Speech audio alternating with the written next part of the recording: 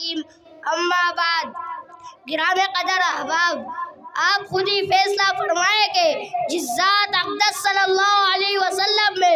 ایسے اوصاف اور کمالات جمع ہو اس سے محبت کرنی چاہیے یا نہیں؟ دنیا والے کسی کی ذہانت برداشت کرتے ہیں، کسی کی شجاعت برداشت کرتے ہیں، کسی کی سخاوت برداشت کرتے ہیں، کسی کے عدل و انصاف برداشت کرتے ہیں، کسی کی ایثار اور خدمت خلق برداشت کرتے ہیں، تو میں اس پیغمبر پر ناز اور اس سے محبت کیوں نہ کروں جس کے اندر یہ سارے صفات اور کمالات علی وجہ الکمال پائے جاتے تھے،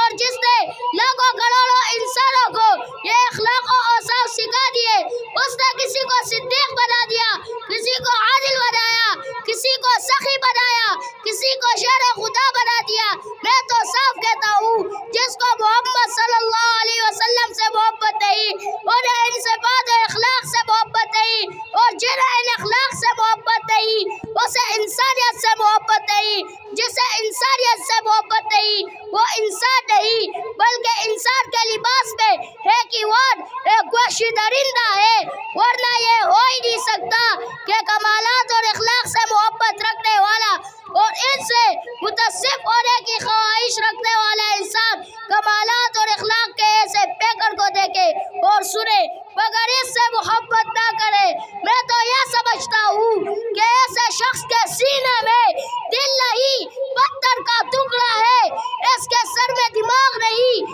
بوس بھرا ہوا ہے۔ اللہ تعالی ہمیں آپ صلی اللہ علیہ وسلم سے سچی محبت کی توفیق نصیب فرمائے، آمین۔ ربنا تقبل منا انك انت السميع العليم وتب علينا انك انت التواب الرحيم۔